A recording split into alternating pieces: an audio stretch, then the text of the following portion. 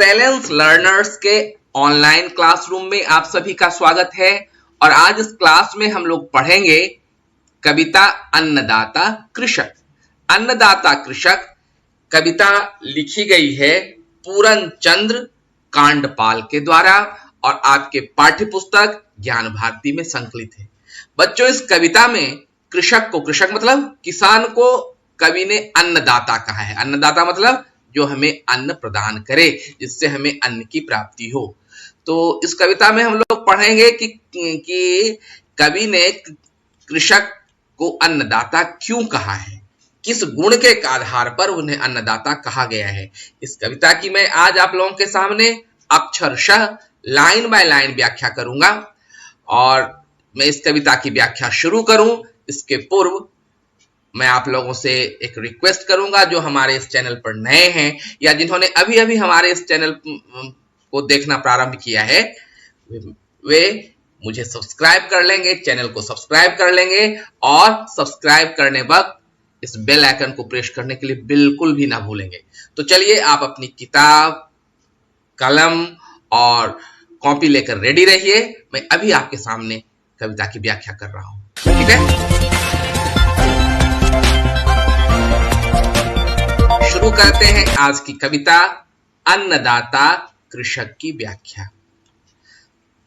पौ फटते ही ज्यों मचाए बिहग डाल पर शोर, शीतल मंद बयार जगाती चल उठ हो गई भोर। कवि ने कहा पौ फटते ही, पौ फटना मतलब सुबह होते ही, जिस समय सूरज की लालिमा निकल पड़ती है। तो पौ फटते ही कौन शोर मचाता है? बिहग। बिहग मतलब पक्षी। कहां मचाते हैं? डाल पर। कवि कह रहे हैं कि सूरज के उगते ही डाल पर पक्षी ने शोर मचाई। शीतल और मंद, बयार बह उठी, बयार मतलब हवा। सुबह की हवा बड़ी शीतल और सुखदाई होती है। तो कवि कह रहे हैं शीतल और मंद हवा बहकर उन्हें जगा रही है। क्या कह रही है? चल उठ गई भोर। मतलब सुबह की ठंडी हवा और पक्षी की आवाज इस कृषक किसान को जगाकर कह रही है चलो सुबह हो गई। कांधे रख हल चल पड़ा वह वृषभ सखा संग ले अपने, जा पहुंचा निज कर्म क्षेत्र में प्रातः लालिमा से पहले। कांधे रख हल चल पड़ा वह, अपने कंधे पर हल रखकर वह चल पड़ा। यहां पर आपको इसका पिक्चर भी दिया गया है, देख सकते हैं कि किसान कांधे पर हल को रखकर निकल पड़ा है। और साथ कौन है उसका? वृषभ। वृषभ मतलब बैल, किसानों का प्रिय साथी बैल। देखिए यह बैल है, अपने कंधे पर हल और बैल को लेकर वह कहां जा रहा है? निज कर्म क्षेत्र में। निज कर्म क्षेत्र मतलब उसका खेत, जहां पर वह जाकर अपना काम करेगा। प्रातः लालिमा से पहले, सूरज की लालिमा निकलने से पहले अपने सखा मित्र बैल को साथ लेकर कंधे पर हल रख किसान पहुंच गया कहां? अपने कर्म क्षेत्र में, अपने खेत में। परिश्रम मेरा दीन धर्म है। अब किसान हमें बता रहा है, क्या बता रहा है? कि परिश्रम ही उनका धर्म है। मंदिर है मेरा खलिहान, उनके लिए खलिहान क्या है? मंदिर के समान है। खलिहान मतलब वह जगह जहां पर कि अन्न की तैयारी करता है किसान। जब अन्न पक जाते हैं तो उसे काट कर एक जगह पर रखता है और फिर उस अन्न की तैयारी करता है, वह खलिहान कहलाता है। तो किसान कह रहा है कि परिश्रम उसका धर्म है और खलिहान उसका मंदिर है। पूजा वंदना खेती है मेरी, और वह जो खेती करता है उसके लिए वही पूजा भी है और वंदना भी है। माटी में पाऊं भगवान, और खेत की मिट्टी जो है उसके लिए भगवान के समान है। इस स्टेंजा में, इस बंद में कवि ने अपने आप को, कवि ने बताया कि किसान धार्मिक ऐसे है। वह धर्म से उसका क्या क्या रिलेशन है? धर्म क्या है उसका? परिश्रम। मंदिर उसका खलिहान, पूजा करना उसकी खेती है और मिट्टी उसका भगवान है। आगे देखते हैं। कर्म भूमि के यज्ञ में संग है, सुत बित बनिता और परिवार, अन्न की बाली का दर्शन कर पा जाता मैं स्वर्ग का द्वार। यहां पर बोल रहा है किसान, क्या बोल रहा है? कर्म भूमि के यज्ञ में संग है। उसकी जो कर्म भूमि है एक प्रकार की यज्ञशाला है।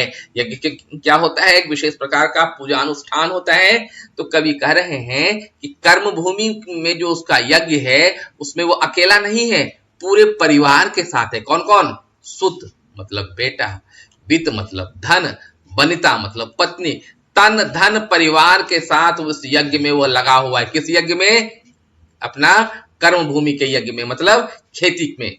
अन्न की वाली का दर्शन कर पा जाता मैं स्वर्ग का द्वार। और जब उसकी खेती, उसका परिणाम अन्न के बालियों के रूप में, देखिए यही है अन्न की बालियां किसान के हाथ में, तो अन्न की बाली जब उसके हाथ में आ जाती है तो वह महसूस करने लगता है कि वह स्वर्ग पहुंच चुका है।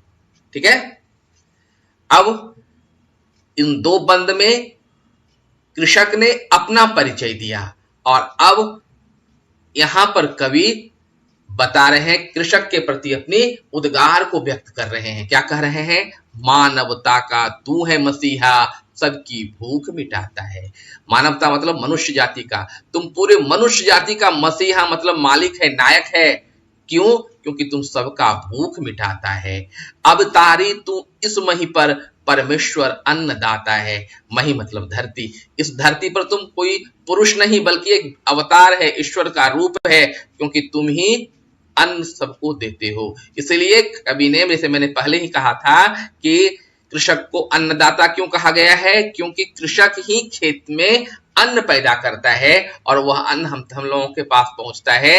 इसलिए कवि कह रहे हैं तुम परमेश्वर है, अन्नदाता है। ठीक है, आगे देखते हैं क्या बोल रहा है कवि। कृषक तेरी ऋणी रहेगी सकल जगत की मानवता। कवि कह रहे हैं कि हे कृषक, हे किसान, सारा मनुष्य तुम्हारा ऋणी रहेगा। यदि न बोता अन्न बीज तू कहां मानव कहीं टिक पाता।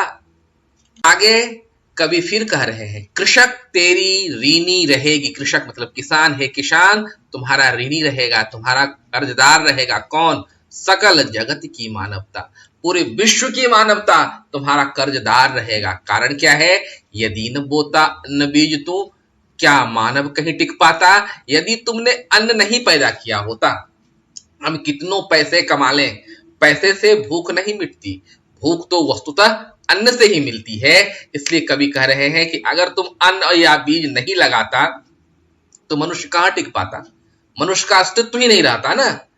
जीवन अपना मिटा कर देता तू जीवन औरों को, सुर संत सन्यासी गुरुसम है आराध्य तुम इस जग को। कवि फिर कह रहे हैं कि जीवन अपना मिटा के देता। खेत में काम करते करते किसान सुबह से शाम तक लगभग अपने आप को मिटा ही देता है। इसलिए कवि कह रहे हैं तुम अपना जीवन मिटा देता है। क्यों? औरों के लिए, दूसरों के लिए, ताकि दूसरों के पास अन्न पहुंचे। और तू, चूंकि तू परोपकारी है, और परोपकारी कौन होता है? सुर मतलब ईश्वर, संत सन्यासी गुरु के समान है तू, क्योंकि तुम जो भी कुछ करता है दूसरों के लिए करता है। इसलिए हे कृषक, तू आराध्य है। आराध्य मतलब जिसकी पूजा की जा सके। तुम इस संसार में पूजनीय है। धन्य है तेरे पंच तत्व को जिसने रचा है तन तेरा। नर रूप नारायण है तू, तुझे नमन शत शत मेरा। अंत में कवि कह रहे हैं कि तुम्हारा जो शरीर जिन 5 तत्वों से मिलकर बना है। बच्चों, कहा जाता है कि यह शरीर आकाश, जल, अग्नि, हवा और मिट्टी से बना होता है। तो ये 5 तत्वों के सम्मिश्रण से बना यह शरीर, उनके शरीर को धन्यवाद कह रहा है। कवि कह रहा है धन्य है तेरे पंच तत्व को जिससे रचा है तन तेरा। जिस भी चीज से तुम्हारी रचना की गई है वह धन्यवाद के पात्र है। तू नर रूप में, मनुष्य के रूप में तुम क्या है? नारायण है, ईश्वर है। इसलिए हे ईश्वर, मैं तुम्हें सत सत प्रणाम करता हूं। ठीक है बच्चों, तो इस कविता में हमने देखा कि कवि ने किसान को अपने उद्गार व्यक्त किया है, अपना आभार दिया है कि अगर किसान ने अन्न नहीं उपजाया होता तो शायद मनुष्य जिंदा नहीं रहता। इस मनुष्य को जीवित रखने में किसान की बहुत महत्वपूर्ण भूमिका है, और वह भी बिना किसी स्वार्थ का। तो बच्चों मुझे पक्का विश्वास है आपको यह कविता समझ में आ गई होगी। अब जाते जाते फिर आपको याद करा दूं, बारी आपकी। अगर यह कविता आपको अच्छी लगी हो तो अभी का भी लाइक कीजिए, शेयर कीजिए, और हाँ, अगर आपने सब्सक्राइब नहीं किया है तो सब्सक्राइब करना बिल्कुल भी ना भूलें। तो चलिए आज के लिए इतना ही, मिलते हैं अगली बार कुछ नए व्याख्यान, कुछ नई कविता, कुछ नए पाठ्यक्रम के साथ। तब तक के लिए धन्यवाद।